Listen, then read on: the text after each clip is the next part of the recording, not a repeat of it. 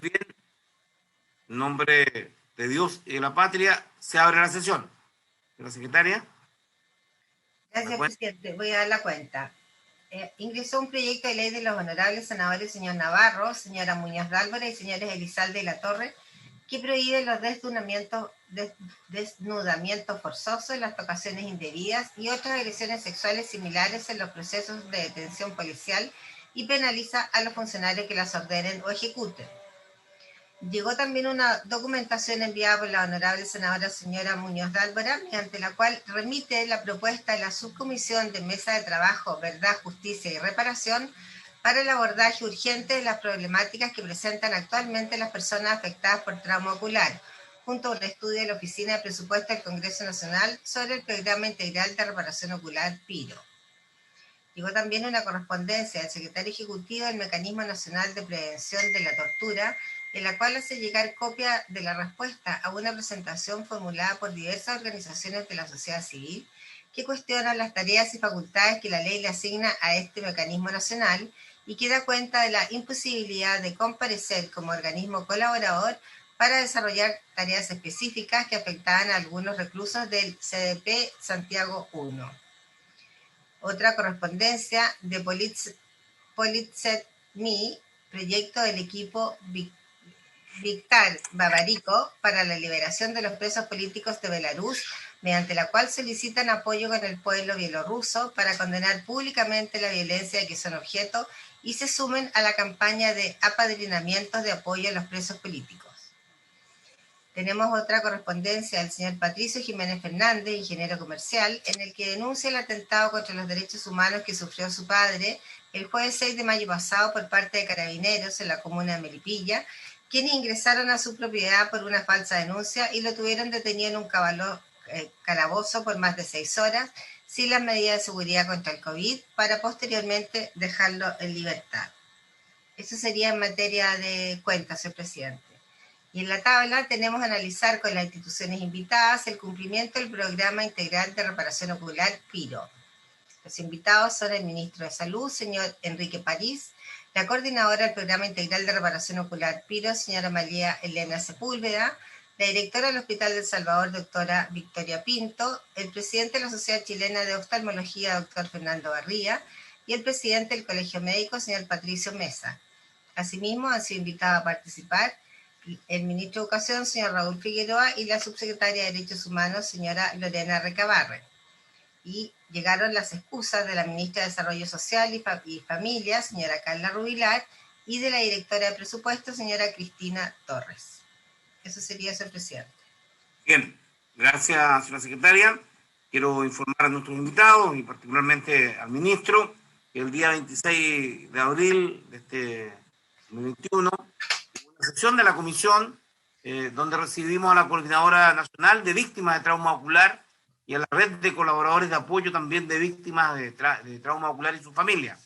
Y le he pedido a la secretaria y voy a proceder a leer un resumen apretado de lo que fue la sesión que duró más de 3 horas, pero que principalmente son estos los contenidos que mantienen preocupación personal de los miembros de la comisión. Los representantes de las mencionadas entidades señalaron que el trauma ocular no fue producido por balines, sino también por gases y por el líquido emanado de los carros lanzaagua de Carabineros de Chile. Hicieron presente que los afectados por las lesiones en comento no son las mismas víctimas, sino también su entorno familiar. Denunciaron que a raíz de las lesiones sus vidas han tomado más dificultosas en diversos ámbitos, además de la salud física propia mental, como lo familiar, laboral, estudiantil, por lo que han venido solicitando que se les proporcione atención psiquiátrica, psicológica a ellos y a su entorno. Acusaron escasas atenciones médicas en lo que salud física se refiere y exigieron que se les proporcione personal médico en áreas como cirugía plástica, maxilofacial, odontología, kinesiología y en lo que atañe a salud mental, psiquiatría y psicólogo. Hicieron énfasis a la injusticia que constituye que el Programa Integral de Reparación Ocular PIRO centraliza las atenciones en el Hospital Salvador, lo que implica que todas aquellas personas que residen fuera de Santiago y requieran tratamientos deban incurrir en costos adicionales de traslado estadía y comida, además de los tiempos que pierden en sus propias vidas laborales, familiares y estudiantiles. Por otra parte, también señalaron que las víctimas de trauma ocular han sufrido diversos accidentes por falta de visión. Además, agregaron que los funcionarios de la salud que los han atendido los han criminalizado y estigmatizado como violentistas, lo que constituye para los afectados una revictimización, por lo que exigieron que los médicos y demás profesionales de salud sean capacitados en esta materia. Hicieron hincapié en que las violaciones a los derechos humanos que derivaron en el trauma ocular les ha obligado a incurrir en costos que deben ser cubiertos por el Estado de Chile, como los medicamentos y los demás profesionales de la salud le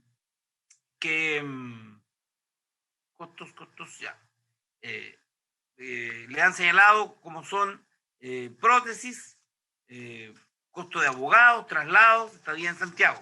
En materia judicial, exigieron que el Estado de Chile dé cumplimiento a los tratados internacionales en materia de derechos humanos, principalmente en lo que atañe a la verdad, justicia y reparación y garantías de no repetición.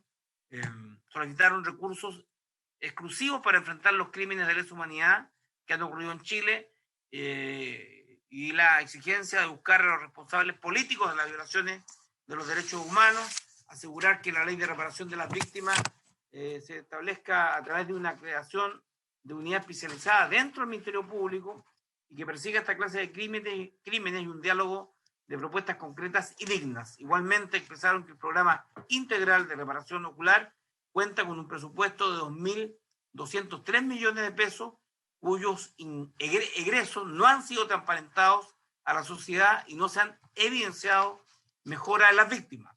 Por otra parte, denuncian que no se ha elaborado un catastro nacional de víctimas de trauma ocular, que serían más de 500 personas, que son los mismos afectados los que deben retroalimentar el sistema.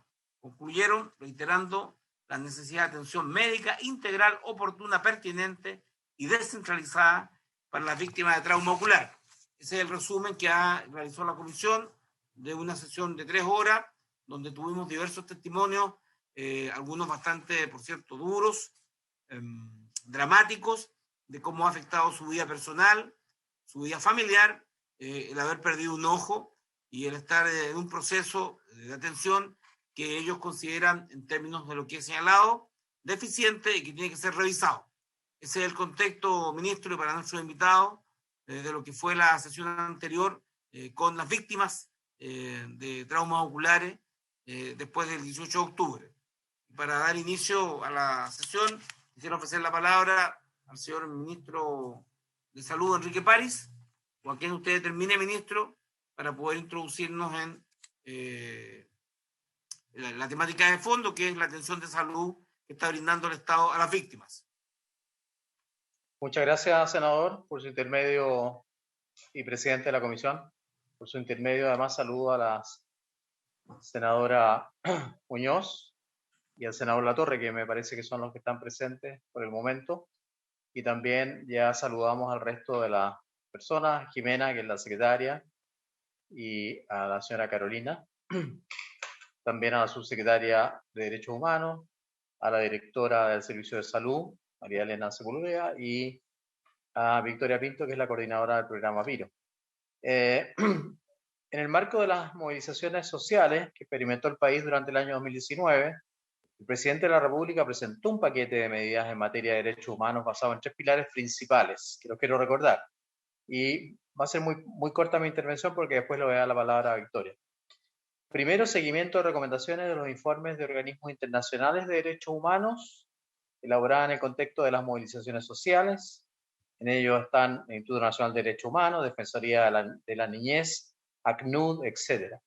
Segundo, coordinar un apoyo integral a las víctimas de lesiones graves, traumas oculares, a través de los programas y dispositivos que los servicios crearán o tuvieran a estos efectos. Y tercero, coordinar una propuesta de fortalecimiento institucional en materia de derechos humanos a propósito de las denuncias por violencia institucional, documento que fue entregado en enero de 2020. Tomé nota, presidente, de lo que usted nombró y que nombraron aquellos que participaron cuando ustedes recibieron a la Coordinadora Nacional de Trauma Ocular. Estoy de acuerdo, obviamente, que el daño ocular no solamente se puede producir por balines, sino que también por gases y por líquidos corrosivos. Estoy de acuerdo en que no solamente la víctima es la afectada, sino que también los familiares pueden verse afectados, y por eso muchas veces también se requiere un tratamiento integral familiar, basado fundamentalmente en tratamientos de origen psicológico, psiquiátrico, y por eso mismo la salud física tiene que ser considerada junto con la salud mental en estas personas. Me preocupa mucho lo que usted dijo, que el personal de salud aumentaba la victimización de estas personas, acusándolas de violentistas. Yo creo que eso hay que corregirlo de inmediato, y yo sé que está en el espíritu de nuestro hospital, Salvador, y de la directora de servicio corregir eso. Además, creo que es importante, y lo conversé una vez con la senadora Muñoz, en el sentido de que si esto se sigue repitiendo, nosotros tenemos que tener o emitir una recomendación a la ASOFAMECH o a las escuelas formadoras del área de la salud en general, de que se implanten programas de educación en derechos humanos. Y eso creo que podría ser una iniciativa muy importante de esta comisión, y a ser conversado obviamente con las entidades formadoras, porque no se puede revictimizar a una víctima que va a consultar. Es como si uno va con diabetes y lo empezaran a retar y a decirle por qué tiene diabetes. Entonces, creo que eso hay que cambiar esa mentalidad. Si es que existe realmente lo que ellos están denunciando, yo creo que hay que coger las denuncias en general. Con respecto a medicamentos y prótesis, bueno, eso lo va a aclarar Victoria, y el resto de los temas eran más bien relacionados con el Ministerio de Justicia y Derechos Humanos. Nosotros tenemos la voluntad, senador, de avanzar en este programa de reparación con toda nuestra ímpetu, con toda nuestra fuerza. Yo, cuando me hice cargo del ministerio, no sé si usted sabe, creamos justamente el Departamento de Derechos Humanos, Género y Pueblos Originarios en el Ministerio de Salud, para dar una señal de que está dentro de nuestra preocupación este tema tan importante. Le voy a dejar la palabra a la doctora Victoria Pinto, o no sé si María Elena quiere decir algo antes, para que nos explique en qué etapa está el programa de integración de reparación ocular, y mediante esa presentación yo sé que van a responder algunas de las inquietudes de las agrupaciones, porque ellos me hicieron llegar la presentación, no sé si usted ya la tiene también, donde están respondidas gran parte de las inquietudes que usted nos ha hecho, nos ha leído hace unos minutos atrás, y que fueron presentadas por la Coordinadora Nacional de Trauma Ocular. Así que le cedo la palabra a Victoria o a María Elena, no sé quién va a hablar primero, o solo Victoria. Muchas gracias, senador. Gracias, ministro. Que ofrecía la palabra a la señora Victoria. Buenas tardes. Señora María Elena. Hola, buenas tardes. Presenta para efectos del acta. Con cargo. Sí, saludarlos a todos y a todas. Efectivamente, ministro y senadora. Hemos preparado una pequeña presentación que queremos de alguna manera mostrárselas para que ustedes tengan el contexto general, y un pequeño video que creo que va a graficar muy bien cómo estamos hoy con el programa y cómo nos hemos proyectado en él. Y esto lo llevará a cabo la doctora Victoria Pinto, que es la coordinadora del programa de reparación ocular en el Hospital de Salvador, porque es ahí donde está ubicado. Así es que se lo mostraremos de forma inmediata para entrar en materia. Muchísimas gracias.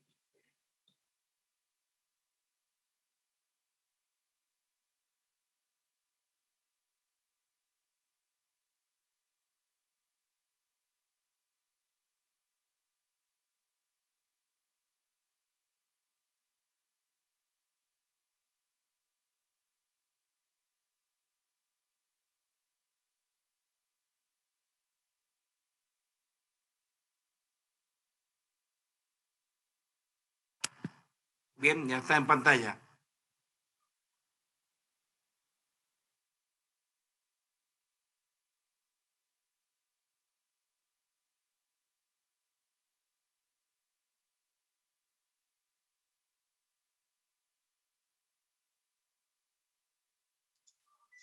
Parece que tiene apagado el micrófono, Victoria. Sí, hay un problema de audio. Señora Victoria. Jimena, ¿nos pueden ayudar? Ahí sí, perfecto. ¿Estamos? Ahí sí. Sí. Vamos a devolvernos. Disculpas, la tecnología me superó. No hay problema. Cosas que ocurren. Victoria. Bueno, el programa integral de reparación ocular, tal como les señalaba, se regulariza y se ordena rápidamente una vez que surgen los primeros casos de trauma ocular asociados al estallido social y a las contingencias del momento. Ha tenido algunas modificaciones a lo largo del tiempo, de acuerdo a las necesidades también que han ido surgiendo en la atención de los diferentes usuarios. Tanto es así que con fecha 12 de mayo se vuelve a realizar una nueva actualización del protocolo de atención, y que incluye todas las atenciones que están descritas en el protocolo definido, que es un protocolo de conocimiento público, pueden acceder sin dificultades, lo podemos compartir en algún momento también, y que está concentrado fundamentalmente en el proceso agudo de la atención clínica de cada paciente que consulta y que es derivado al Hospital Salvador producto de trauma ocular. El objetivo general del programa es otorgar reparación integral de salud a usuarios con trauma ocular producto de la contingencia social ocurrida desde el 18 de octubre del 2019, promoviendo la continuidad de los cuidados de los usuarios con un enfoque biopsicosocial en los diferentes niveles de atención. Tiene como objetivos específicos otorgar atención oftalmológica oportuna e integral a usuarios con trauma ocular severo producto de la contingencia, prevenir y tratar complicaciones ocasionadas por el daño ocular, pesquisar y tratar a los usuarios con necesidades de entrenamiento funcional visual, entregar el apoyo psicosocial frente al déficit visual, otorgar rehabilitación ocular protésica en casos de pérdida ocular y promover la continuidad de los cuidados al usuario en su red local. Fundamentalmente, entonces, todas las acciones están enfocadas a dar respuesta a estos objetivos dentro del programa.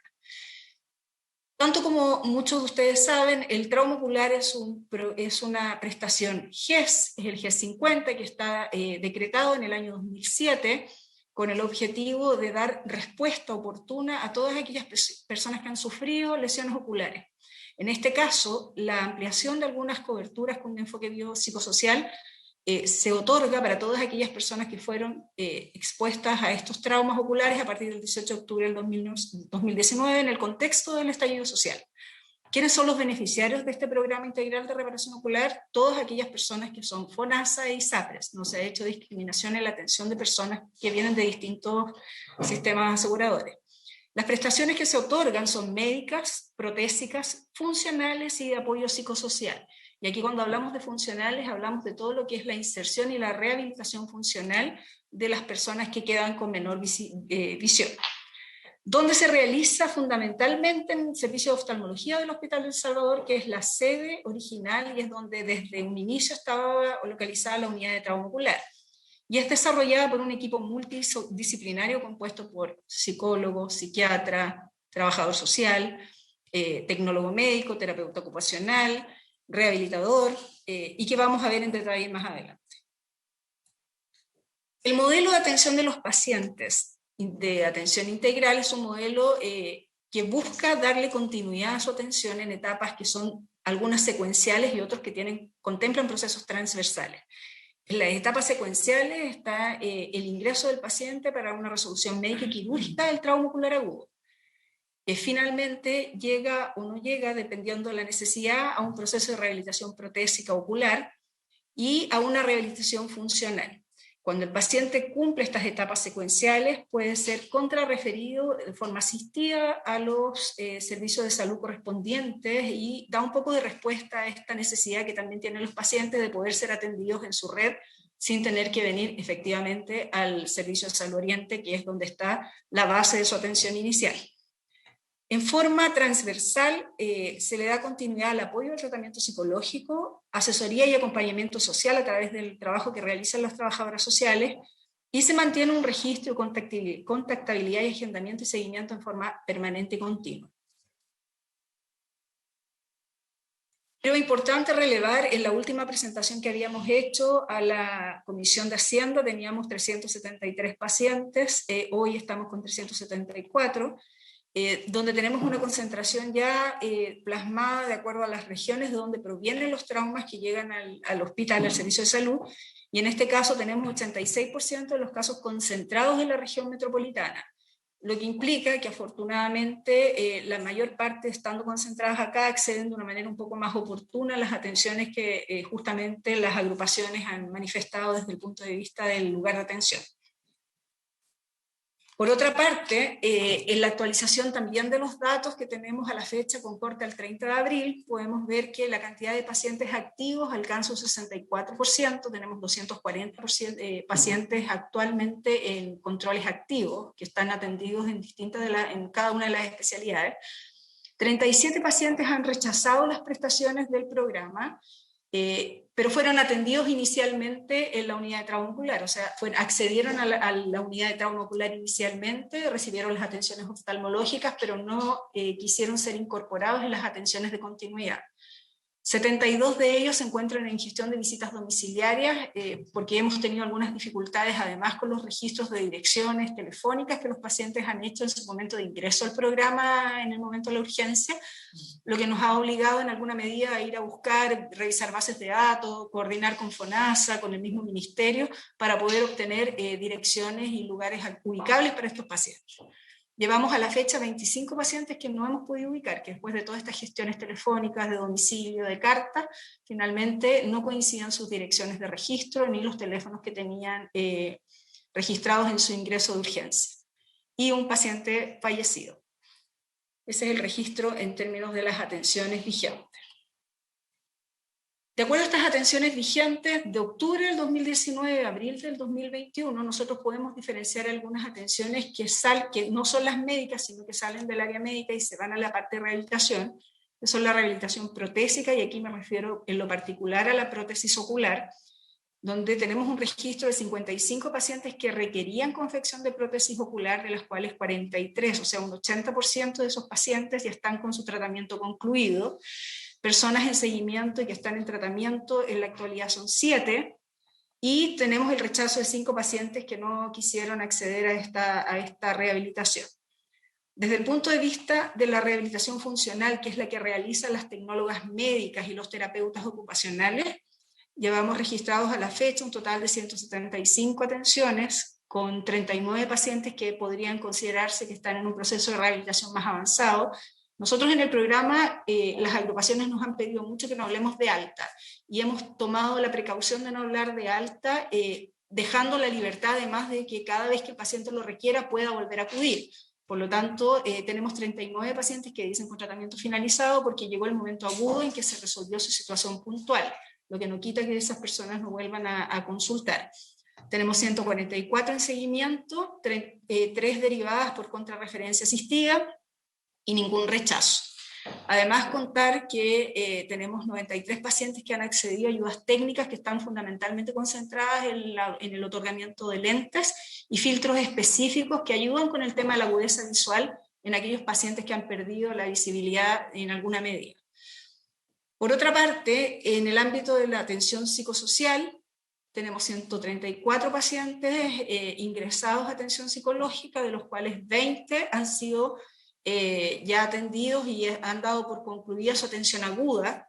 Insisto, no es un alta, es una compensación aguda del proceso.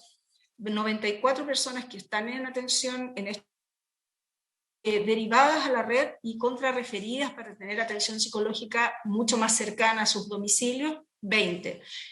Pensando que además contamos con una tremenda red de apoyo de COSAM y de salud mental a lo largo de todo el país, y que nos ha servido de soporte y de trabajo constante y permanente.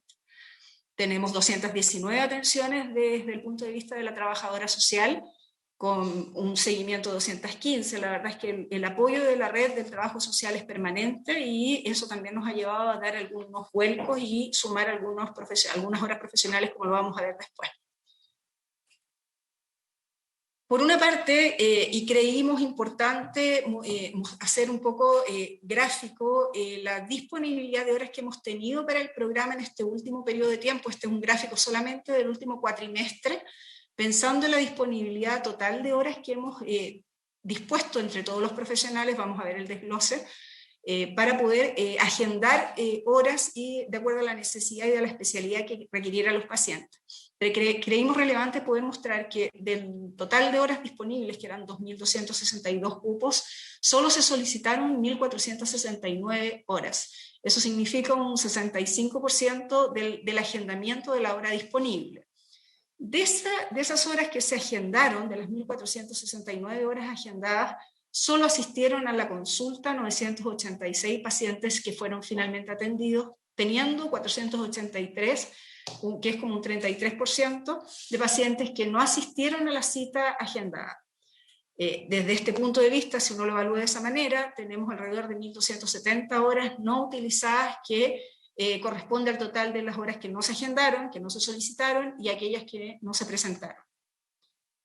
El detalle por área en la disponibilidad de horas, que esto es lo que está graficado previamente, como vemos que tenemos una disponibilidad, un porcentaje de no utilización de agenda usada de 35% en todas las especialidades, con promedios que van desde el 27% en las horas de psicólogo a un 40% en el área de tecnología médica.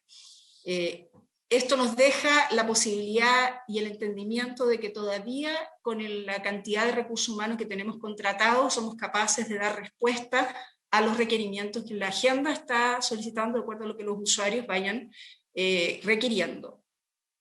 Como les decía, el 33% de pacientes que además agenda la hora no asiste a la cita.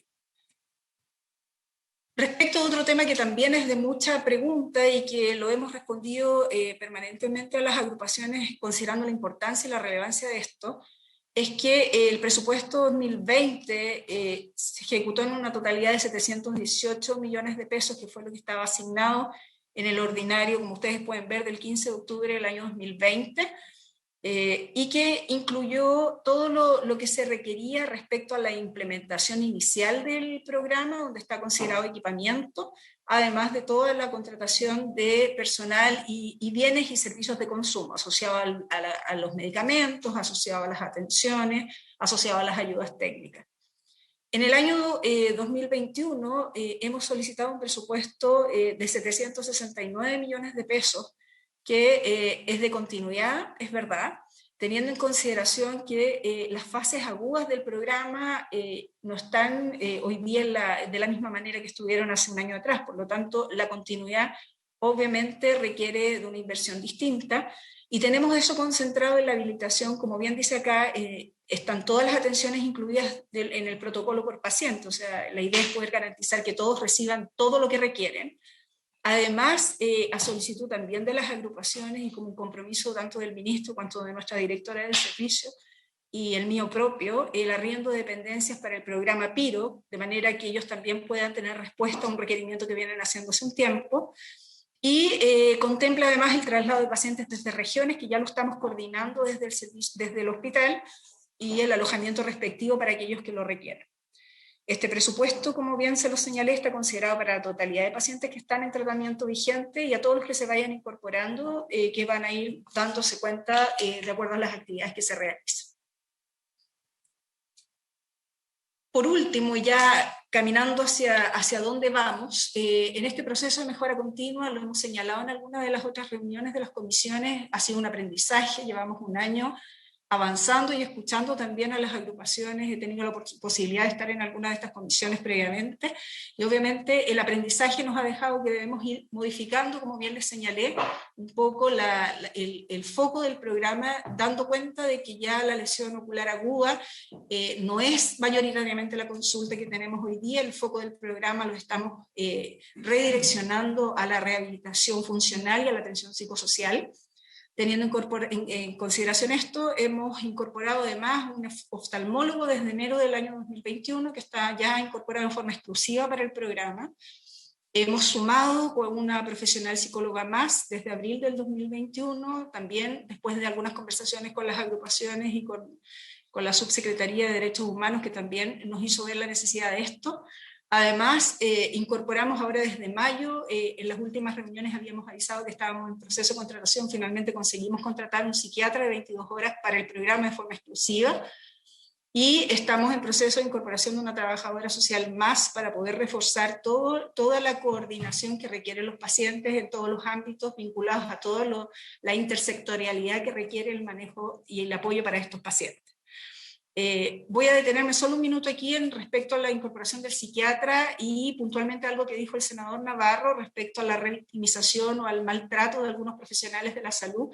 Efectivamente ocurrió hace unos 6 meses atrás una situación particular de un psiquiatra y que fue mencionada y fue enviada el reclamo formal, y por lo tanto hace mucho tiempo también que ese psiquiatra ya no atiende a los pacientes del PIRO. Nos hicimos cargo que efectivamente tenemos algunas definiciones respecto a eso, y respecto al tema del trato, además, hemos iniciado un ciclo de cursos de trabajo y atención al usuario con enfoque en derechos humanos, no tan solo para los profesionales que atiendan a los pacientes, sino que para los guardias, para la gente que los recibe en la puerta, que allí también se nos estaban generando muchos problemas.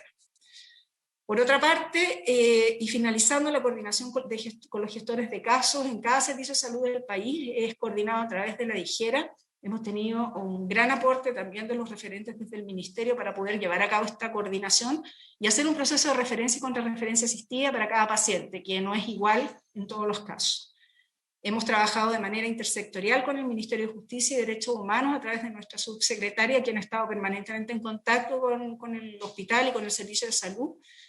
Y se prevé trabajar en un aumento de cobertura de salud mental a través de algunos convenios con otras instituciones y continuidades en la red asistencial, un poco enfocado a lo que el senador también manifestaba respecto al trabajo que se requiere con las familias, con el entorno. Eso ha sido como un poco la dinámica.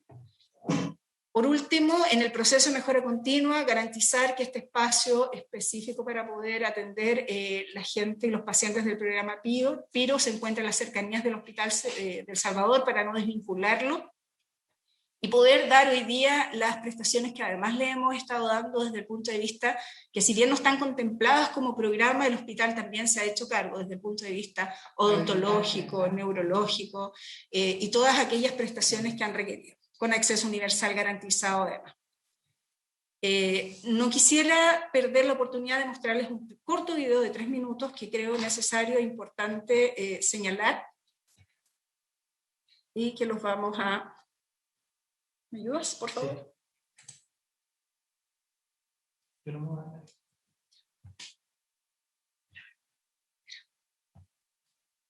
Sí. Ya.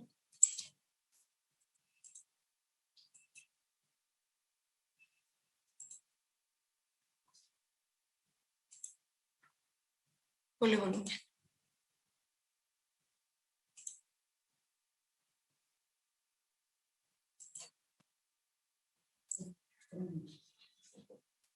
Volumen. Está sin volumen. Ya entendiendo los tipos de prótesis que existen en el mercado, que existen, que se pueden ofrecer a nivel médico, la que ocupamos en Chile es la que está albergada por la ley. Trabajamos nosotros para esos términos la prótesis de polimetilmetacrilato individualizada. Se hace en 3 sesiones más una 4ª sesión de control. La primera sesión es la sesión de impresión ocular, donde yo obtengo un modelo de trabajo y hago la prueba en cera, que es la confección de la prótesis en cera más la alineación de un iris que yo tengo preparado para el paciente. Un iris que yo hago aquí en el laboratorio. Y la segunda sesión hago la prueba, que es una prótesis blanca. La pruebo que esté bien el volumen y vemos que el párpado funcione, que en la movilidad esté bien, el paciente se mira al espejo y si él me lo aprueba, entramos a colorear en la segunda sesión. Hacemos todo el color, la caracterización de la esclera, la caracterización del iris, y el paciente se mira al espejo con la prótesis en la mano, porque no la puede usar todavía, y si me aprueba el color, estamos bien, y el paciente se va a la casa. Y se prueba la prótesis la tercera sesión. Si está bien y al paciente le gusta, si el párpado abre lo suficiente y los alineamientos de las pupilas están bien el movimiento está bien, ningún borde se observa al mirar hacia los lados. Si no hay dolor, el paciente se la puede llevar a su casa, previo a una instrucción de higiene de la prótesis que se hace, donde el paciente no tiene que hacer retiro de ella, sino que se la limpia directo en la cavidad, que es otra ventaja. Llega a la cuarta sesión a control, donde vemos cómo se comportó, si es que hubo dolor, si es que hubo molestia, si es que hubo alguna de las complicaciones típicas que son el exceso de secreción, o que la prótesis se mueva de su posición, o que se caiga, o que tenga algún problema, que no pasan siempre, pero cuando pasa hay que saberlo. Si no lo hubo, estamos ok, se pule una vez más, el paciente se le hace control en 1 año. Las grandes virtudes son varias. Es una prótesis que permite su reparación. Yo no soy el único profesional que maneja estas prótesis. Si algo me pasa a mí, en Chile hay más profesionales que pueden controlar estas prótesis y continuar el tratamiento. Son de alta duración, puede durar hasta 5 años esta prótesis, si uno viene a un control anual. Al ser caracterizada, es de alto confort y comodidad para el paciente. El paciente se vive el proceso del color, se vive el proceso de la confección, por lo tanto, psicológicamente va generando una aceptación de su aparato, se va viviendo el aparato. Obviamente cuando el paciente ha pasado una evaluación psicológica previa que apruebe que puede estar aquí, a eso me refiero.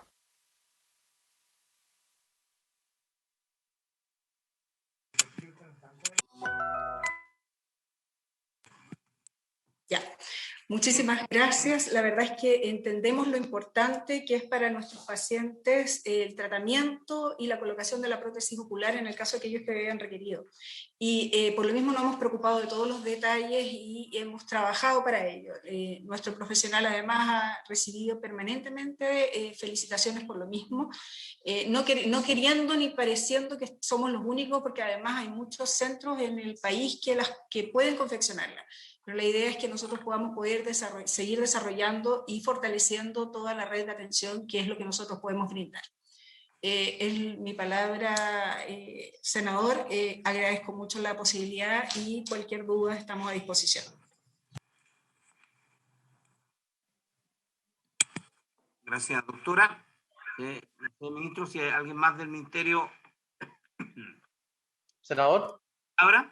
Sí, yo quisiera decir 2 cositas muy cortas.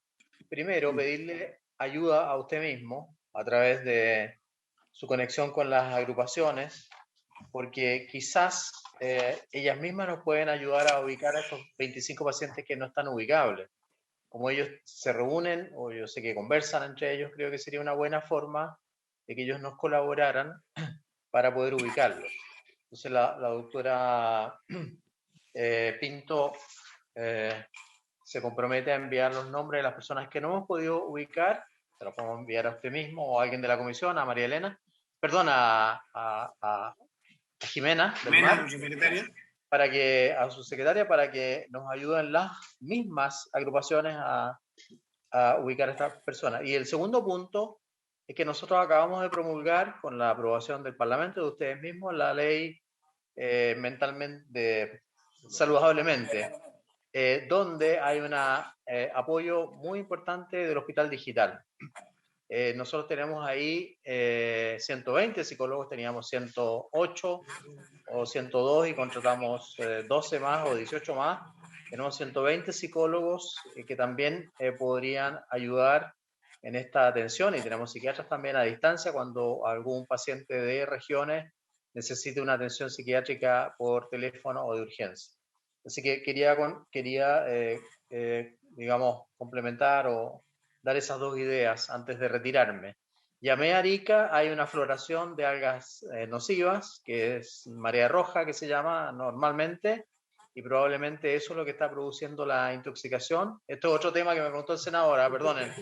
Se están enviando las muestras al laboratorio de algas, de microalgas, de floración de microalgas, que está en el sur, en Puerto Montt, para hacer un estudio rápido y ver qué tipo de toxinas tienen, senador.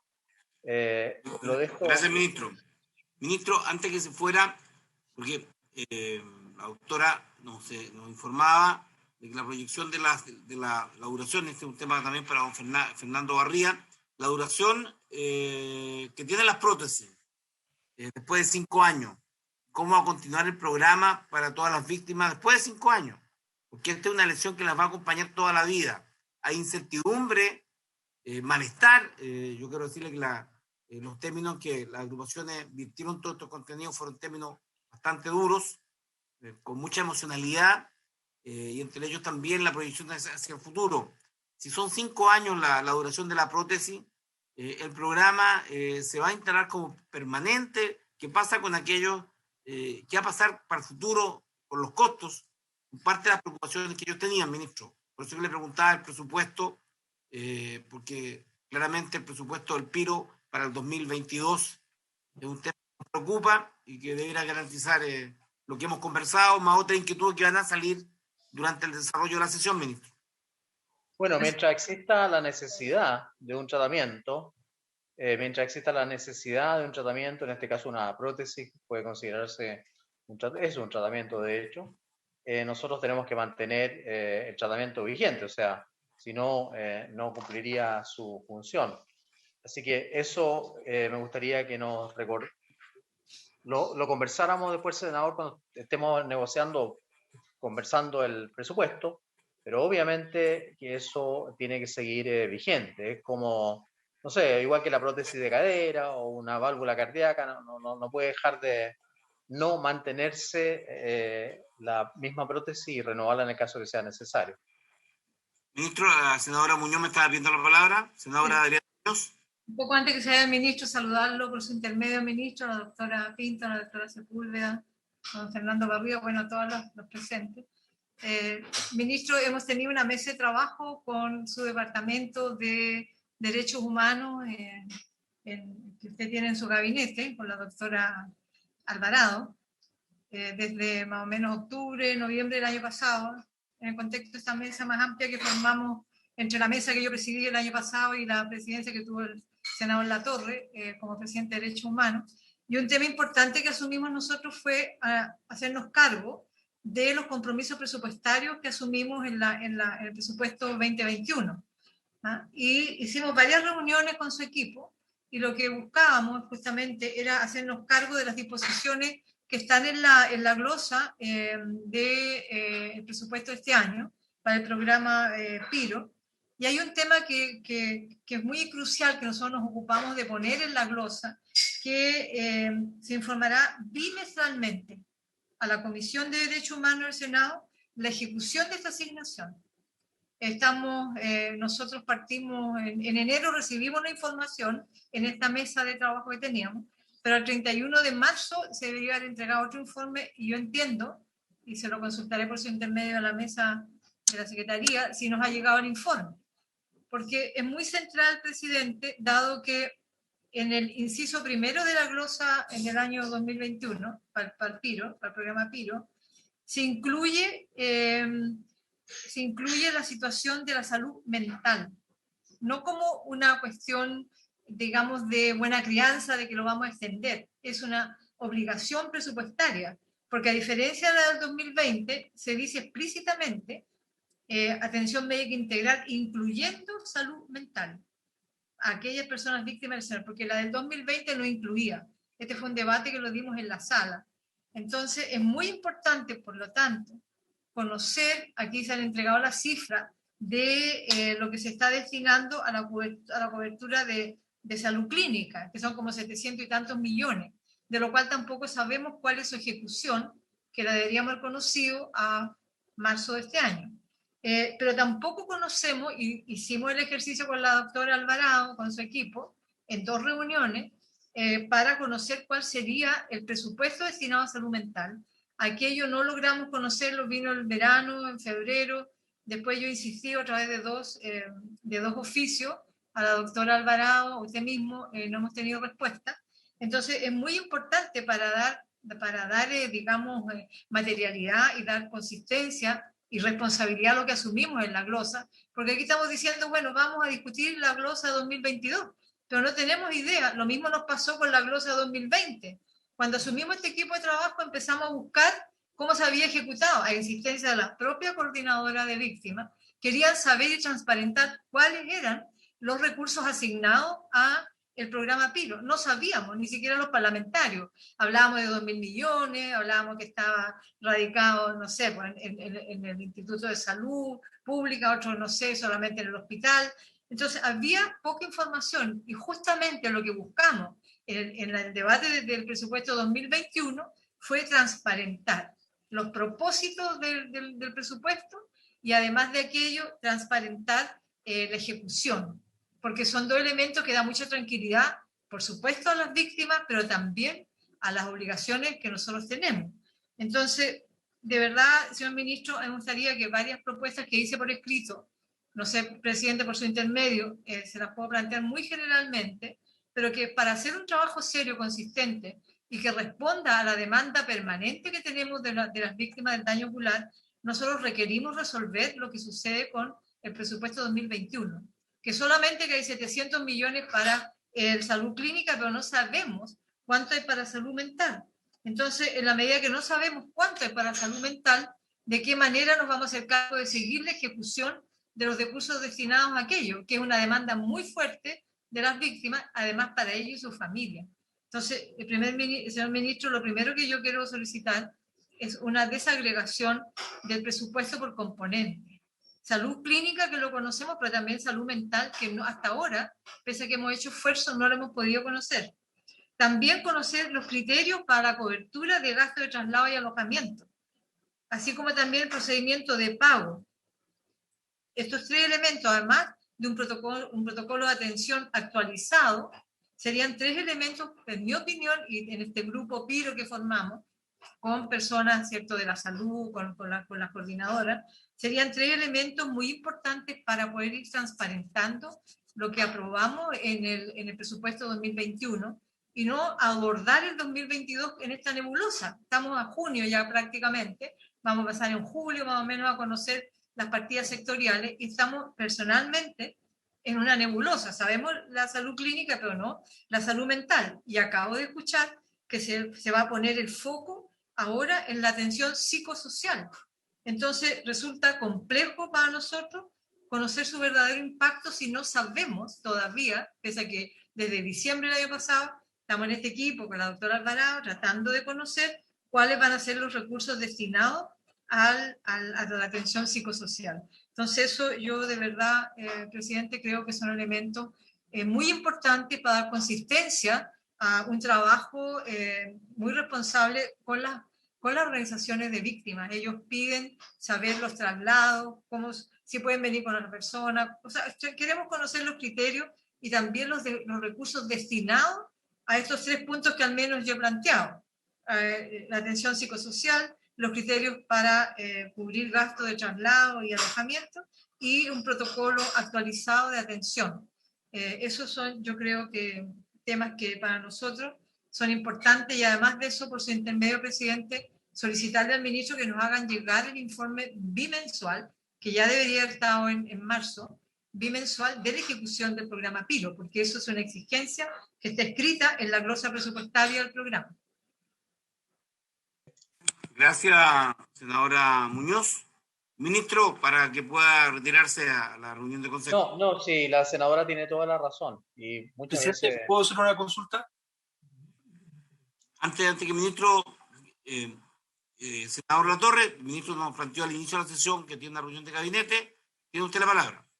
Muy brevemente, presidente, y saludar al ministro, que creo que es importante para que lo plantee también ahí en el gabinete, la disposición del Ejecutivo a patrocinar una ley de reparación a víctimas de violación a los derechos humanos para no estar negociando año a año en ley de presupuesto, cuánto se pone, cuánto se saca, sino que una ley permanente que trascienda los gobiernos de turno, sobre todo en una materia como la de víctimas de trauma ocular, que sabemos vamos a tener que acompañar por mucho tiempo a estas personas en el aspecto de salud física, mental, social, etc. Una ley de reparación con patrocinio del Ejecutivo, con un piso de recursos de presupuesto que después los gobiernos pueden ir incrementando, ¿no? Pero que exista una ley. Creo que eso le hace bien a nuestra democracia y al compromiso con los derechos humanos. Lo dejo planteado como pregunta, presidente. Gracias. Gracias, senador Latorre. Muchas gracias.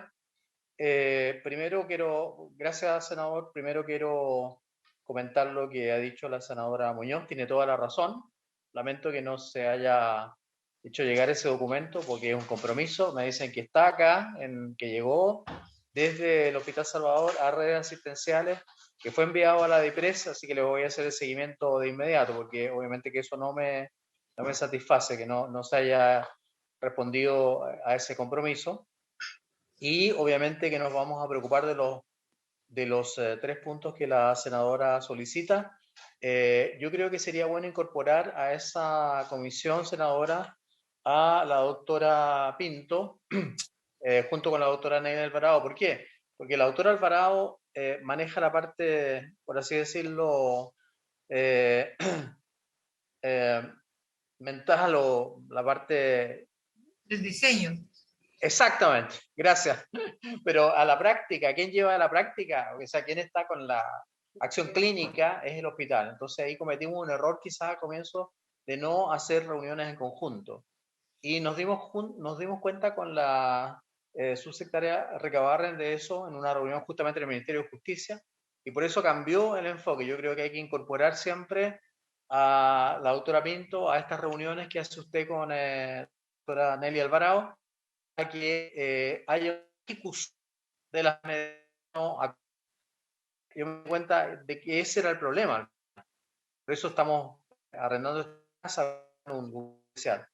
Yo me comprometo entonces a que se le envíe el programa de salud mental, los criterios de gasto de traslado y los protocolos de atención a la brevedad, la Comisión de Derechos Humanos, a todos los senadores y senadoras, y además apurar el tema de estrés.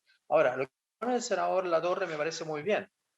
Eso debería ser una iniciativa ejecutiva que puede surgir desde el Ministerio de Justicia y Derechos Humanos, obviamente, para que haya un programa o para que haya un financiamiento a largo plazo de este tema, y como dicen muy bien, no estar todos los años, digamos, usando un presupuesto de ayuda. Creo que es una idea que tenemos que discutir. Estamos en un momento en que dialogar, conversar, así que yo creo, por lo menos desde el punto de vista de su secretaria también en la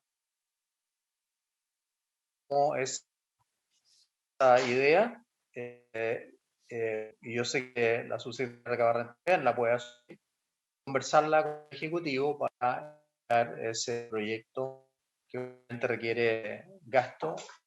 A mí me parece raro que en algún momento revisáramos el price, de cómo está eso funcionando, porque ahí también hay una cantidad de dinero importante que se destina al programa Price, y quizás sería bueno, ya que estamos trabajando en este tema, que me apasiona, revisar también ese programa, en conjunto con este programa que surgió a causa de la protesta. Presidente, muy brevemente, ¿podemos retomar entonces la comisión con la doctora Alvarado? Y donde estaba también la doctora Paula Godoy, que es la directora del PRICE, y trabajamos con ella las rutas comunes que podíamos llevar a cabo. Yo le pediría que usted intervenga, ministro, para que lo podamos reactivar, porque estoy intentando desde el principio de marzo y no hemos podido. Yo soy pediatra, pero voy a intervenir como cirujano en esa petición suya, senadora Muñoz. Ya, muchas gracias. Ministro.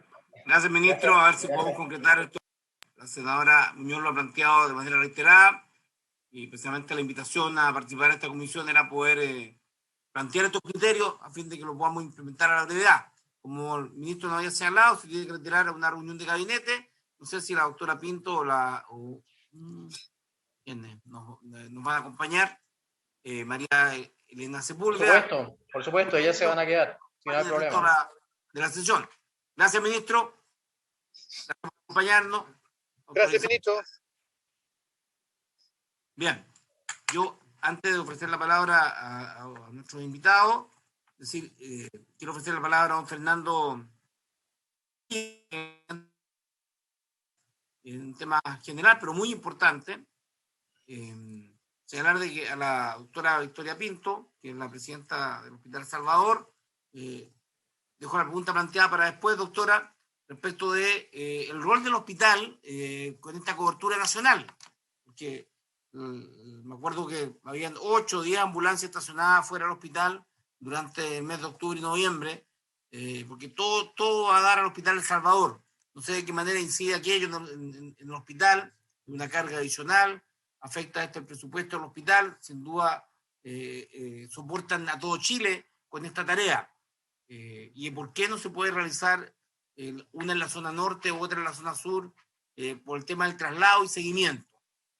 ¿Por qué tiene que el Hospital Salvador hacerse cargo de todo el país en esta materia? Eso lo dejo pendiente, doctora, para después de la exposición del doctor Fernando Barría, presidente de la Sociedad Chilena de Oftalmología. Doctor, gracias por acompañarnos. Tiene usted la palabra. Bueno, muchas gracias, senador Navarro, primero que nada por la invitación. También aprovecho de saludar a los honorables senadores de la comisión y a todos los asistentes que nos acompañan. Mi nombre es Fernando Barría, actualmente soy presidente de la Sociedad Chilena de Oftalmología y laboro a nivel del Hospital Clínico Regional de Concepción. En general, el rol de nuestra sociedad es bastante indirecto porque primero colaboramos con la atención de urgencia, tratando de apoyar a aquellos equipos que tenían alguna deficiencia, tratar de recolectar la información de los casos de trauma ocular y apoyar en el desarrollo de todos los programas anexos que posteriormente han ido surgiendo. A este nivel, con respecto al primer punto, para asegurar la atención de los casos, bueno, se atendieron más de 300 casos en forma relativamente aguda. La unidad de trauma ocular del Hospital Salvador tiene una atención garantizada hace muchísimos años con respecto al trauma ocular. Tiene un equipo de 20 oftalmólogos que realiza alrededor de 33.000 atenciones y 1.500 cirugías anuales. Y obviamente que se tuvo que habilitar muchos centros de servicio de oftalmología del país, que nosotros ya hablamos de extrabuto, con algunos turnos extra, ad honorem. Sabemos que no hay una red de atención de urgencia a nivel nacional, por lo menos a nivel de trauma ocular. Y la atención aguda del trauma era básicamente el cierre de una herida ocular o evisceración, en el caso de los casos muchísimo más graves, o eventualmente una derivación donde hubiera algún centro con mayor complejidad. Ahora, eso es lo que le comentaba yo, que no existe una red de urgencia, excepto lo que es la UTO, que es dependiente del Hospital de Salvador de Santiago, pero tenemos déficit en regiones como Antofagasta, Valparaíso, Concepción o Temuco, que no tienen algo planteado y solamente tenemos turnos de llamado en contingencias puntuales. Pero una de las cosas que quiero dejar claro es que nadie quedó sin atención y a nadie se le negó la atención. Ahora, con respecto a la recolección de información, bueno, empezamos a tener esta situación de informes casi diarios en reportes que era de la unidad de trauma, la sociedad chilena que recolectaba a nivel regional, el colegio médico, y desde el 22 de octubre se fueron presentando diferentes informes. Esto permitió describir las lesiones, la gravedad que ellas tenían y obviamente generar esta advertencia sanitaria, pero también tenía ciertas limitaciones. O sea, primero, la UTO es un instituto público de Santiago, no conocíamos mucho lo que pasaba en regiones, muchas veces la gente tampoco iba o se iba a un seguro o a una área privada y tampoco teníamos mucha recolección de su información. Y los casos graves, donde aparte de la parte ocular habían otro tipo de lesiones, claro, llegaban más tarde, una semana a veces, o con mucho más retraso, a veces también afectando lo que es el pronóstico visual. Estos fueron los informes que se fueron generando. El 23 de octubre habían 33 ya casos reportados. Esto subió al 30 de octubre alrededor a 119. Hubo un informe que fue oficial del 8 de noviembre con 168 casos que ya fueron bien estudiados, donde había un 56% de casos con traumatismo muy severos, pero que no había un ojo abierto, a diferencia del 19% que había estallido ocular o cuerpos extraños intraoculares. Y de todo el total de estos pacientes, que básicamente eran 86% hombres y la mitad que tenían entre 21 y 28 años, la mitad aproximadamente requirió algún tipo de cirugía que era de bastante especialidad. Ahora, ya el 16 de diciembre ya teníamos un contexto mucho más grande, incluso teníamos ya recolección de datos regionales. Este fue el último informe que se mandó directamente a la Sociedad Chilena al Ministerio de Salud como un complemento de la información que ellos obviamente manejan de forma más centralizada, y también hubo una presentación o una publicación de colegas que estaban dedicados a esto, que al 30 de noviembre registraron 259 casos que estaban asociados casi el 70% a un proyectil y que en el 48% dejó cierta discapacidad grave, para nosotros menos del 0,3% de visión o incluso llegaba a la ceguera. Hubo un 35% de cirugías reportadas de con traumas abiertos, que se extraiga un cuerpo extraño, o que incluso se llegue a lo más dramático, que es la evisceración, que es cuando hay un estallido ocular donde no hay posibilidad de rehabilitación visual, y por lo tanto la gran conclusión era la regulación o restricción de todo tipo de uso de armas o escopetas de tipo antidisturbio. En esta recolección de información también presentamos una de nuestras revistas, que esto fue en marzo del año pasado. También teníamos cierta finalidad de tener recolección de datos, y reconocíamos no solo el trabajo de la UTO, sino que trabajos regionales. Concepción tuvo un compromiso muy importante, así como Antofagasta, La Serena, Valparaíso, Temuco, Puerto Montt, Punta Arenas. O sea, todos trabajamos en alguna medida para tratar de resolver este problema agudo donde no había una preparación previa. O sea, tenemos que tratar de ver de cómo recuperamos esto. Y también se logró la visita de un destacado oculoplástico estadounidense que vino en enero del 2020 a la unidad de trauma ocular, y que no solo gestionó, digamos, ciertas recomendaciones y capacitaciones, sino que realizó algún grado de cirugía para algunos de estos casos, que obviamente eran los casos más severos. Y finalmente, un tercer rol que nosotros tenemos es apoyar los programas anexos. No hay ninguna duda en todas nuestras capacidades que podamos hacer. Sabemos que está el programa PIRO, que fue creado entre el Ministerio de Salud y el Servicio Metropolitano Oriente a fines del 2019, de todos aquellos pacientes que ingresaban vía la UTO. Contaba con 8 profesionales que pensamos que son bastante comprometidos. Incluso hay un caso muy relevante, que es un apoyo a un tecnólogo que había tenido una desvinculación. Y finalmente es un plan de intervención multidisciplinario individual que genera, ¿no es cierto?, no solo la atención aguda, sino que después se genera una serie de cirugías a veces reconstructivas que no están cubiertas en el GE, que no son parte de las prestaciones de la UTO, y ahí claro que está la preocupación de que esto es un cargo anexo a lo que tiene que realizar como tal la unidad de trauma ocular, y que tiene el objetivo no solo de la rehabilitación ocular, sino que también de todo el apoyo psicomotor que este tipo de pacientes para nosotros significa. Finalmente, tenemos que pensar en algún momento como país, tratar de desarrollar una red de urgencia que no solamente debiera partir a nivel terciario, sino que de repente tener, por ejemplo, aprovechando el hospital digital, una red de atención a nivel primario, que alguien pueda hacer una consulta, porque un trauma ocular puede suceder en el Centro Santiago, puede suceder en Lonquimay, y tenemos que tratar de dar algún grado de orientación, sobre todo cuando esta condición es grave. Ya tener una red de trauma regional que permita responder en forma rápida en Antofagasta, Valparaíso, Concepción, Temuco, Puerto Montt o en alguna otra área de macrozona norte o sur, y un sistema de información único, porque obviamente tampoco teníamos las capacidades de ir recolectando muy rápidamente esta información. Y en relación a los anexos, que creemos que es importante, bueno, si tenemos que colaborar en las atenciones post-pandemia, no hay ninguna duda que la podamos hacer. Hay una posibilidad de hacer también por vía telemática. Muchas de estas controles a veces no se requiere una atención presencial. Muchos de estos personas son de regiones, y sabemos que también a veces la adherencia ha caído un poco una vez que el programa ha ido avanzando. La red de salud mental, más o menos, tengo entendido que alrededor del 45% de los casos ha tenido una necesidad de psicólogo, incluso de psiquiatra, y esto va a ser probablemente permanente. Una red de oculoplástica, sobre todo en casos donde hay algún tipo de lesiones mayores. Hay especialistas formados en Viña del Mar, San Carlos, Concepción, Osorno, hoy día con una gran posibilidad de desarrollar este tipo de acciones. Y finalmente la obtención de prótesis. A mí me parece muy, muy interesante que el 80% de las prótesis requeridas hayan sido resueltas a nivel del Hospital del Trabajador, pero muchas veces a nivel regional nos considera mucho o nos complejiza mucho a estos pacientes. Si podemos derivarlo o definitivamente hacer una compra más descentralizada, también una necesidad. Y eso nada más que lo coloco, porque desde el punto de vista de salud mental, probablemente una prótesis es extraordinariamente necesaria. Esta es una paciente que no viene al caso, no es una evisceración por un tipo de tumor, pero ustedes ven la diferencia que tiene en cuanto a su aspecto estético, y eso significa su autoestima y sobre todo lo que es su salud mental. Hay que agregar que probablemente muchos de estos pacientes tienen otro tipo de lesiones, fracturas, que también pueden tener algo deformante, y por eso que los oculoplásticos para nosotros sí son necesarios en esta etapa mucho más tardía. Una vez más, muchas gracias por la invitación, y bueno, resuelto a cualquier duda de poder responderla. Senador Navarro. Gracias, doctor Fernando Barría. Con la palabra. Tengo algunas preguntas, señor senador. Bien, doctor Fernando Barría, ¿hay capacidad regional para resolver la primera pregunta que le hacía también a la doctora Pinto, ¿no? Victoria Pinto.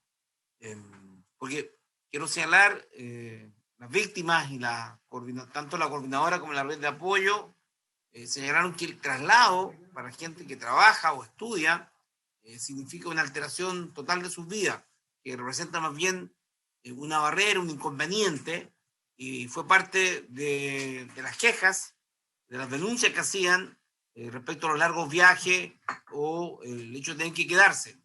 Por tanto, la descentralización de este programa para el 2022 va a ser un elemento que quisiéramos discutir con los especialistas a fin de ver la factibilidad real que hay de hacerlo. Y lo segundo, respecto de la asistencia de mediano y largo plazo, doctor Barría, todo indica que el acompañamiento va a ser de toda la vida. ¿Cuál es la experiencia que tiene el colegio, la sociedad más bien chilena de oftalmología en eso? ¿Cuáles son los grados que va asumiendo la persona a medida que va envejeciendo? Porque la proyección de este programa se está haciendo en el presupuesto año a año. Todo indica, como lo ha planteado la senadora Muñoz y también el senador Latorre, y concuerdo con ambos, que tiene que haber una proyección mucho más amplia de asistencia, salvo que se les abandone y se les refiera a que se trasladen al sistema público o privado por las de ellos. Entonces, la experiencia nacional e internacional, doctor Barría, ¿cuál puede ser lo mejor para un acompañamiento, teniendo presente que los que actuaron fueron agentes del Estado, son víctimas? Esto no es un accidente del trabajo que podamos relacionar con una responsabilidad empresarial o de las mutuales. Aquí hay juicios pendientes, lamentablemente todos muy lentos, y daños permanentes. Por lo tanto, no sé si hay alguna experiencia que pudiéramos referenciar, porque me preocupa mucho de que este sea un problema que si no ajustamos al inicio, esto cíclicamente tenga que ser revisado, y al no haberlo proyectado desde el inicio, implique un costo adicional a las víctimas, es decir, un daño a la salud más permanente o agravado al no haberse proyectado en el tiempo su crecimiento, que va de la mano del envejecimiento, el desarrollo etario de las víctimas. Esa pregunta, doctor Barría, dos preguntas. Sí, bueno, gracias por la pregunta. Nosotros no tenemos mucha competencia para el diseño de políticas públicas, pero yo creo que aquí hay un porcentaje de casos que va a requerir un apoyo de salud mental. O sea, si uno tuviera que pensar en estos pacientes que uno ve a largo plazo, no todos, pero un 40, 30%, no conozco la realidad, pero va a necesitar algo permanente.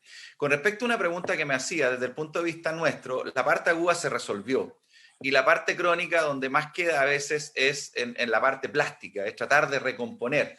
El 12% sufrió un estallido, un 12% probablemente tuvo un daño que a veces fue un poco más allá del párpado, generó algún tipo de fractura, y eso tiene que tener un acompañamiento desde el punto de vista de cirujano oculoplástico y posteriormente la confección de una prótesis. Y con respecto a la prótesis que me comentaba, hay dos básicamente líneas en prótesis, una que son de vidrio, otra que son de polimetilmetacrilato. Las dos tienen ventajas y desventajas, pero como todas las prótesis, como uno tiene una prótesis de cadera o como uno tiene una prótesis externa, habitualmente pueden tener un tiempo de vencimiento y por lo tanto esto tiene que estar permanentemente en evolución.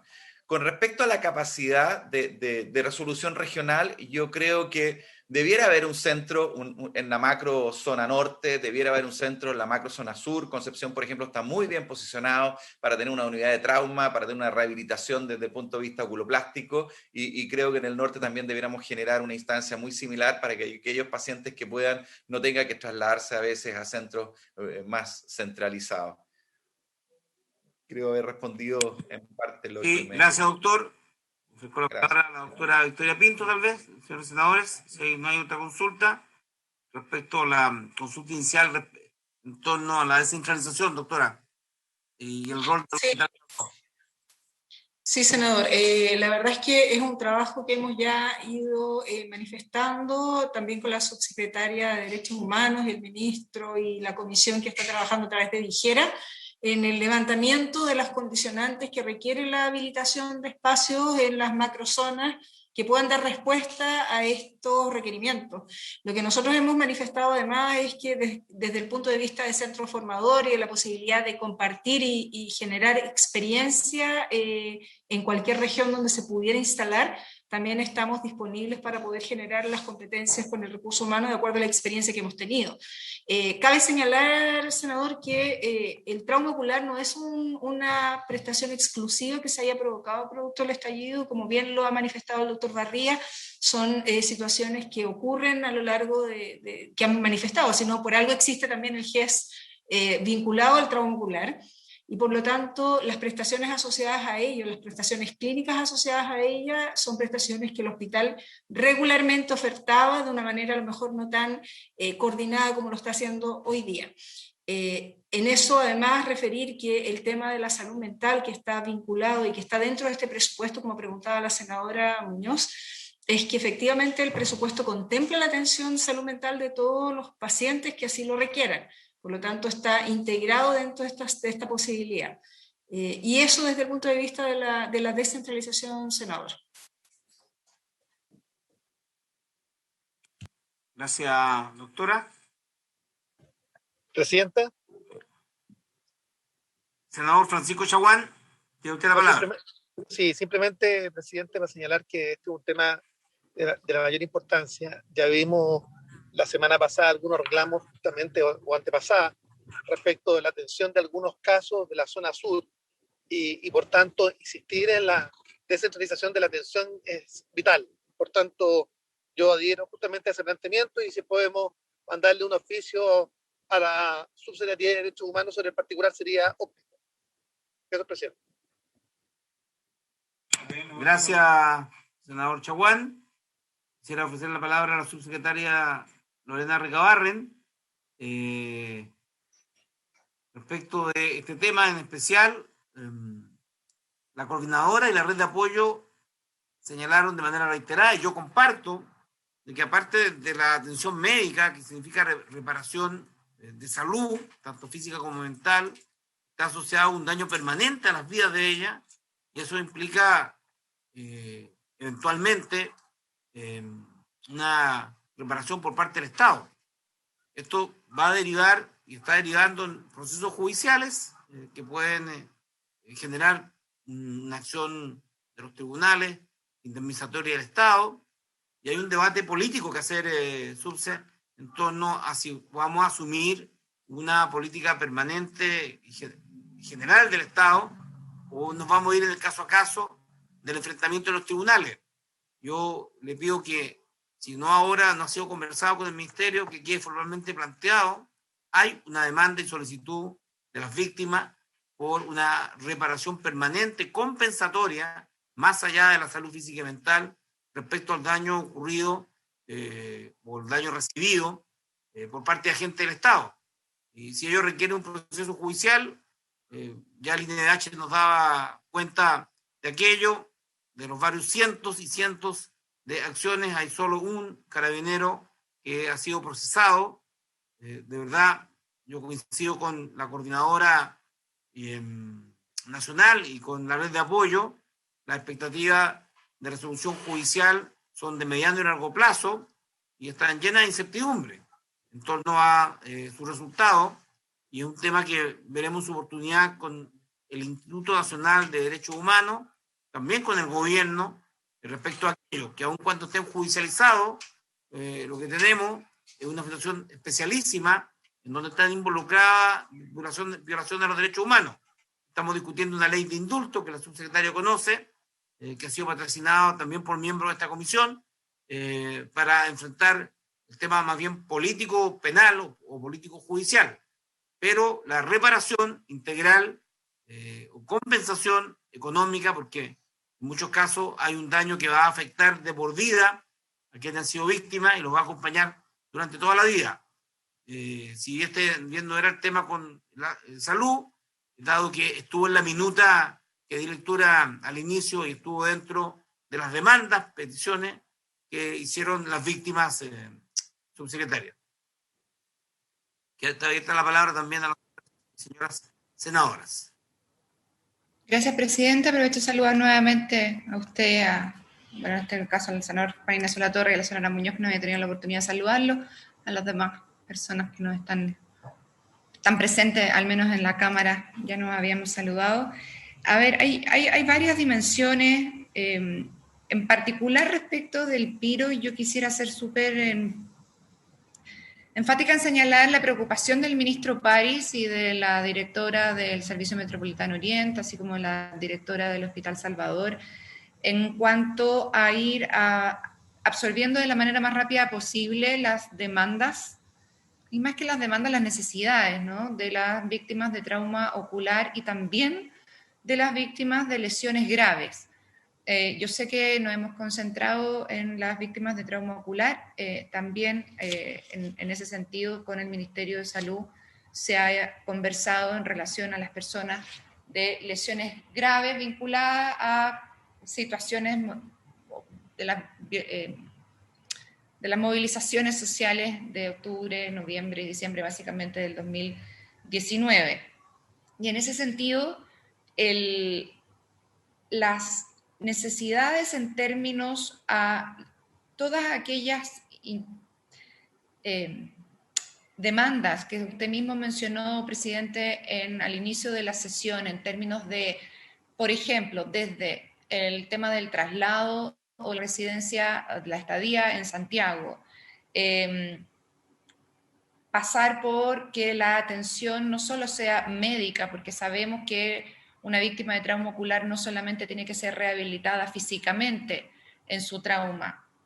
Han sido espacios que se han ido acogiendo, en particular estos últimos meses, con la directora Sepúlveda y la directora Pinto, ambas doctoras también, con un gran impulso por parte del ministro París y del ministro Larraín. Cuenta de ellos, por ejemplo, que es desde el año pasado, de hecho, todos los traslados, en la mayoría de los casos, salvo algunas excepciones que se han abordado, creo yo, oportunamente, los traslados son financiados por distintas instituciones, pero son financiados, las estadías están siendo financiadas para las personas más un acompañante. Han habido problemas, sí, pero esos se han ido subsanando, las personas han podido viajar y no costean, ¿verdad?, esos viajes. La necesidad de un espacio propio para la atención de las víctimas de trauma ocular ha sido un anhelo, una demanda muy legítima y justa desde el año pasado, y hoy día se está dando cuenta de aquello. La rehabilitación no solamente física, sino que la rehabilitación con los terapeutas ocupacionales, con la terapia psicológica, con la necesidad de la psiquiatría, con la atención del ojo sano, con la necesidad de poder abordar esto de manera descentralizada, es algo que tanto en la sesión anterior como en esta sesión se ha dado cuenta, presidente. Y por lo tanto, en términos de la reparación, más allá de lo físico, integral y del apoyo a las víctimas en esta situación, eso se ha ido abordando. En términos, y aquí yo quisiera hacer una distinción porque es importante hacerla, no porque sea una suspicacia o nada por el estilo. Respecto de las investigaciones, ¿no?, penales, en un Estado de Derecho democrático como es Chile, la obligación que tiene el Estado es la de investigar, sancionar, antes juzgar, sancionar y reparar el daño cometido. Y eso ocurre especialmente cuando hay denuncias vinculadas a violencia institucional o denuncias de violación de derechos humanos. Y eso en nuestro, y así como en otro estado, cualquier otro estado de derecho democrático, se hace a través de los organismos, las instituciones que conforman el sistema de justicia penal. Y ahí nosotros también estamos preocupados como Ministerio de Justicia y Derechos Humanos. Hay una especial preocupación por parte del ministro de Justicia, Hernán Larraín, en torno a la forma, lo expedito, lo autónomo, lo efectivo que son y están siendo las investigaciones en torno a estas denuncias. De ahí que uno de los ámbitos que mencionaba el ministro París al inicio de su exposición, que tenía que ver con el fortalecimiento institucional, sea, de hecho, precisamente objeto del acuerdo que tomó la Comisión Coordinadora de Justicia Penal el día 19 de abril en una sesión extraordinaria, donde expuso, de hecho, el director del Instituto Nacional de Derechos Humanos, don Sergio Mico, en relación a un informe de seguimiento de su propio informe del año 2019. Esto es, me refiero a un informe del día 2 de febrero del año en curso, donde expone que le preocupa, ¿verdad?, el avance de las investigaciones. Como ustedes conocen, nosotros enviamos, de hecho, el segundo estado de avance de las recomendaciones de organismos nacionales e internacionales de derechos humanos, que también hacía mención el ministro París, y ahí aparece información entregada por la Fiscalía Nacional en torno al número de denuncias, al número de archivos, al número de causas vigentes, las relaciones vigentes, me refiero con eso a la relación entre una víctima y un caso y un delito, y de qué modo han ido avanzando. Lo que preocupa, ¿verdad?, en relación a las investigaciones y que se han levantado como nudos críticos ha sido parte precisamente del trabajo que se estableció a partir del acuerdo del 19 de abril en la Comisión Coordinadora de Justicia Penal, donde se ha trabajado ya durante 4 sesiones y se va a entregar este informe el próximo lunes 24 de mayo en la próxima sesión de la Comisión Coordinadora de Justicia Penal, como así se nos pidió que trabajáramos en este grupo, en esta submesa, en torno a, por ejemplo, las brechas de Protocolo de Estambul o las brechas en torno a las investigaciones, y ahí el Ministerio Público ha tenido un valioso trabajo cuya expresión ha sido en parte levantada en la cuenta pública que hizo el fiscal nacional hace ya un poco más de, o 10 días, un poquito más, en la cuenta pública de este año, donde levantó, por ejemplo, la revisión de las causas archivadas o levantar los espacios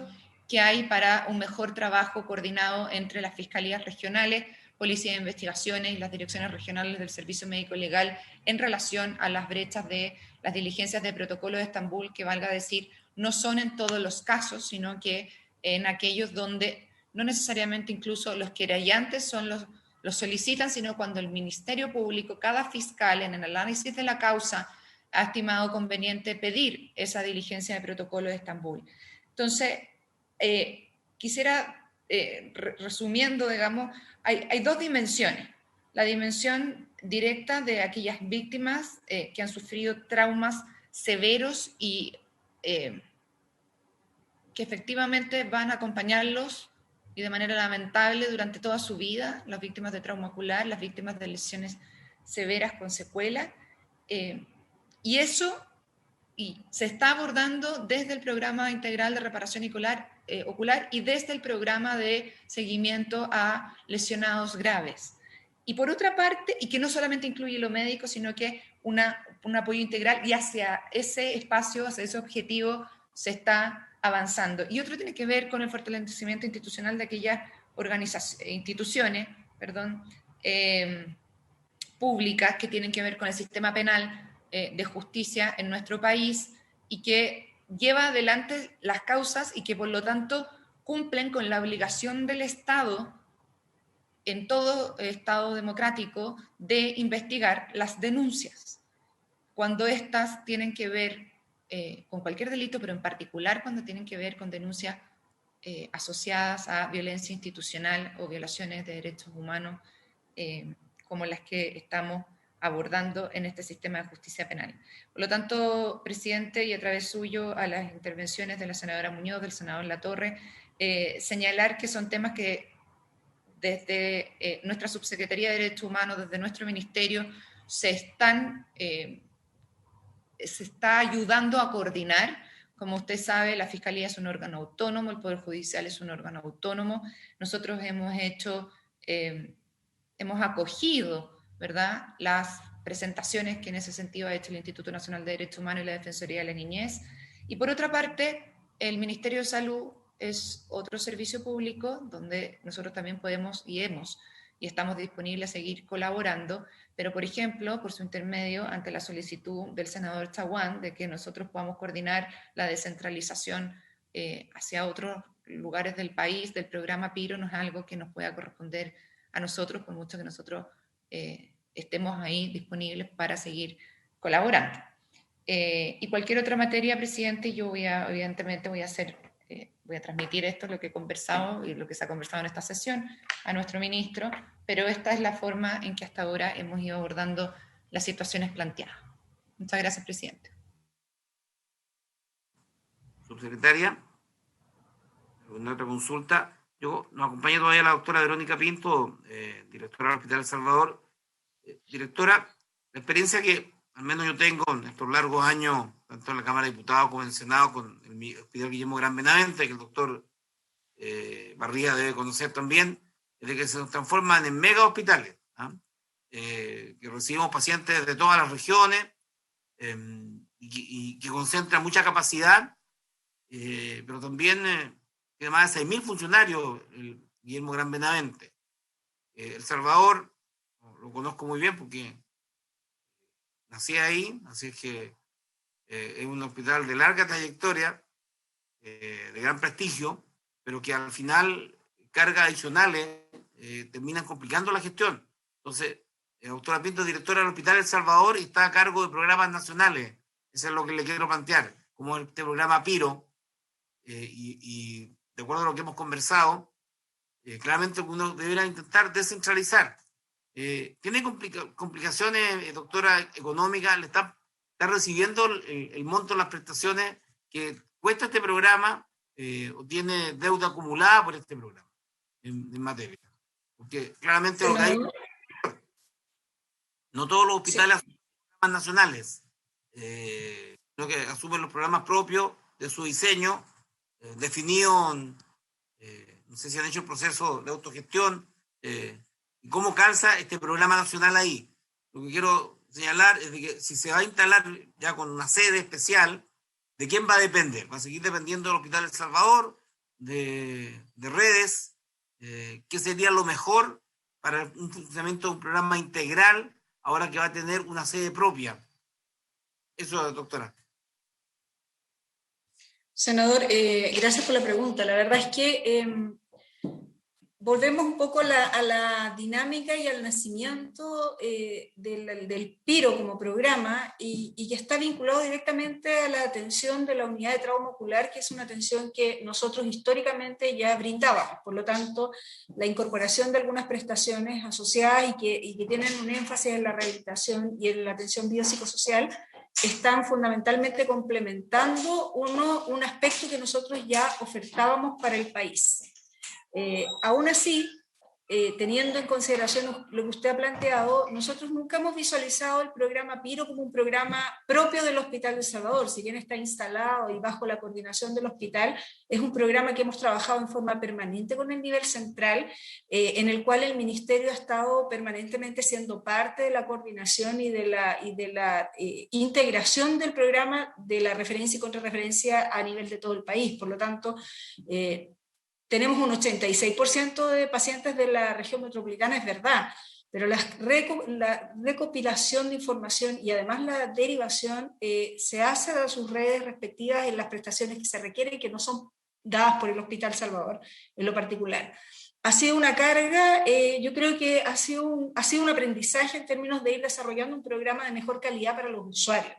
Desde ese punto de vista, lo que nosotros hemos visto y hemos ido recabando en información con estos últimos 6 meses, porque obviamente el periodo de pandemia también interrumpió algunas atenciones y nos dejó otros aprendizajes, es que efectivamente tenemos que darle respuesta a algunos requerimientos que inicialmente pudieron no ser vistos de esa manera.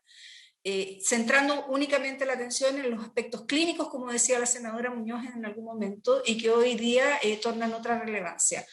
La casa, el hogar, el espacio físico es un espacio físico que dependerá del Hospital del Salvador, senador, y vamos a seguir dando respuesta en base a los requerimientos que nosotros podamos gestionar y dar respuesta a los usuarios que hoy día nosotros tenemos en atención.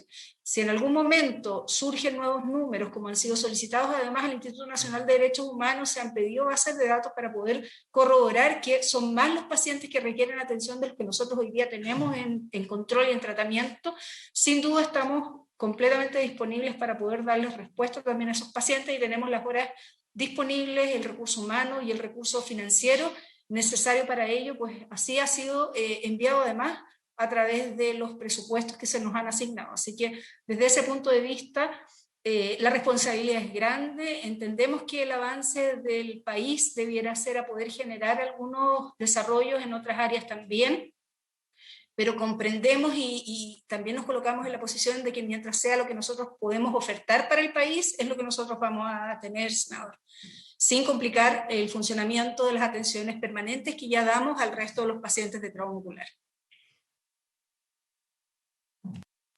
Doctora, una pregunta muy breve. Para ingresar al programa,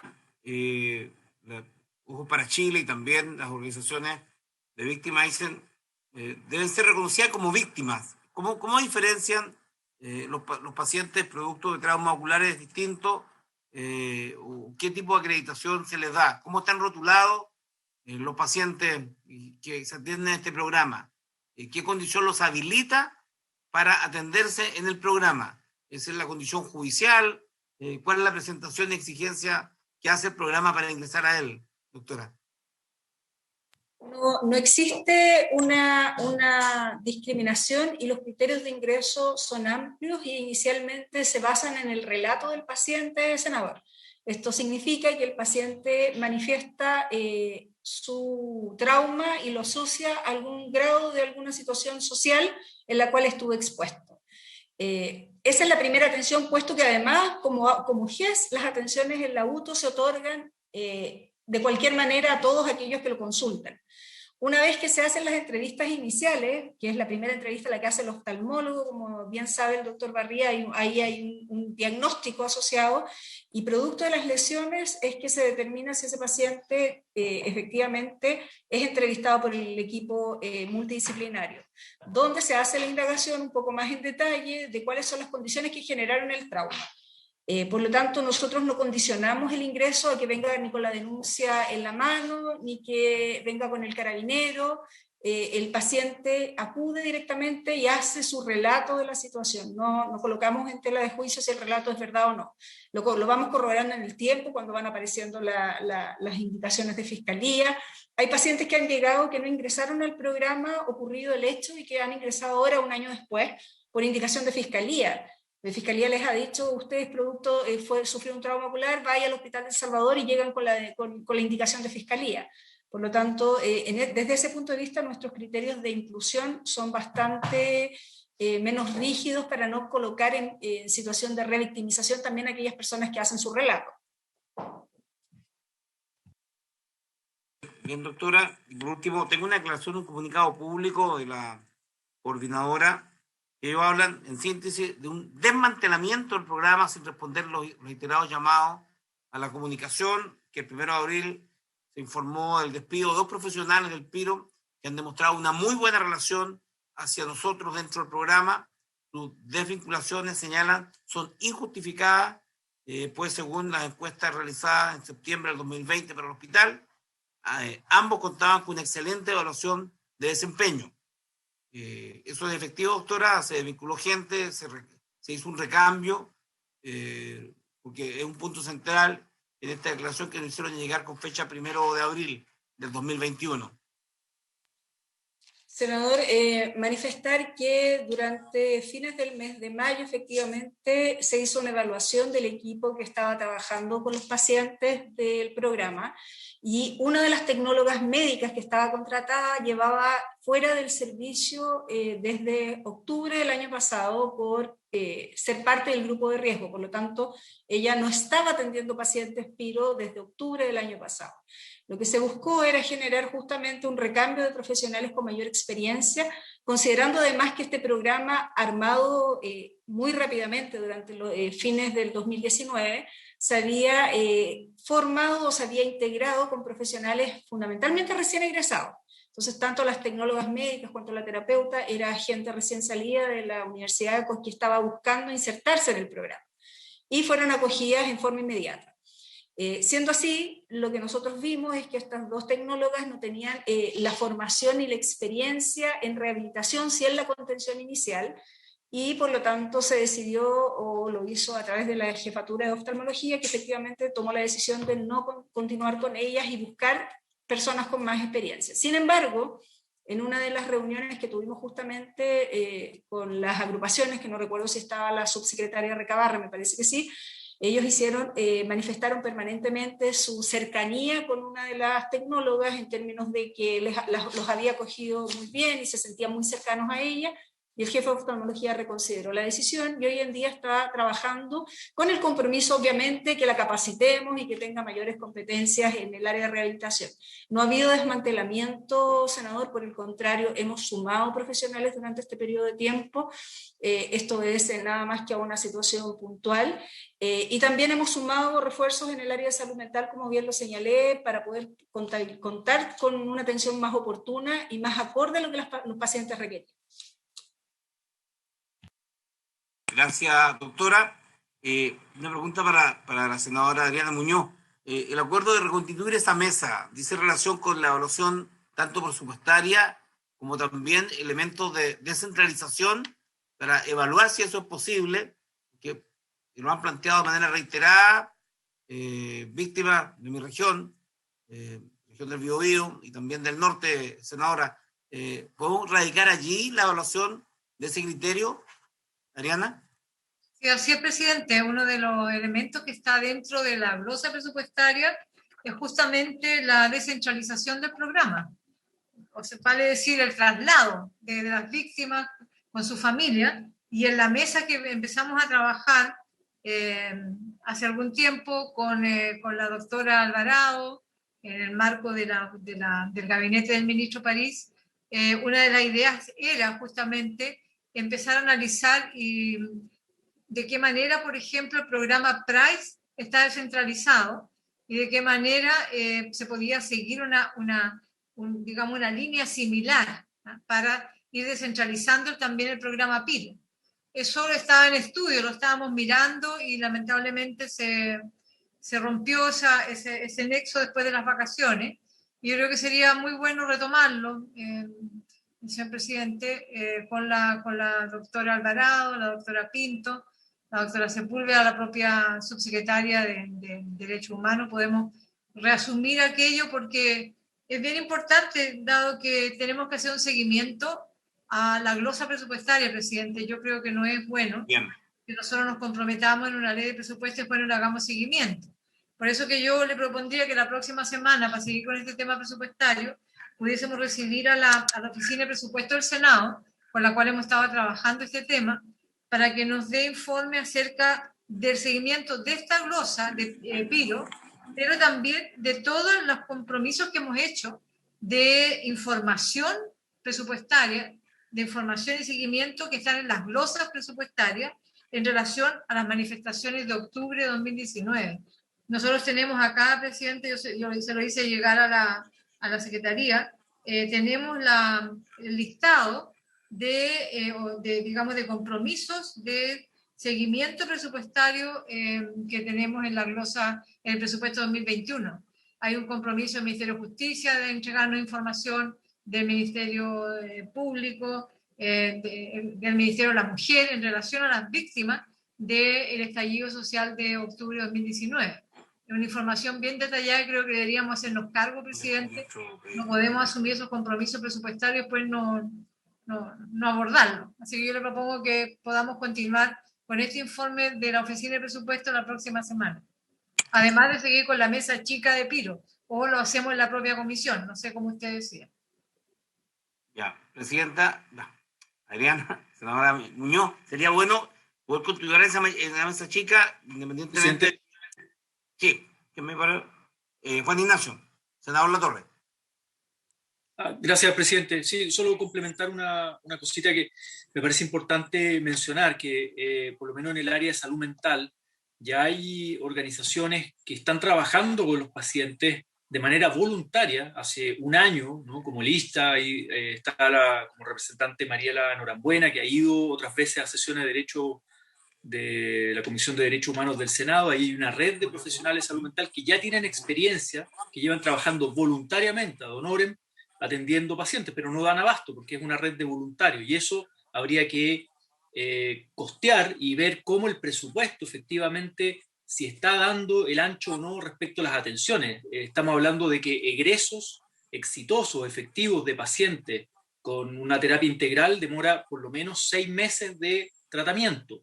de psicoterapia, ¿no? Eso sin contar psiquiatra, etc. Entonces, creo que es importante revisar eso con la experiencia real que ya hay a un año de experiencia desde el estallido social.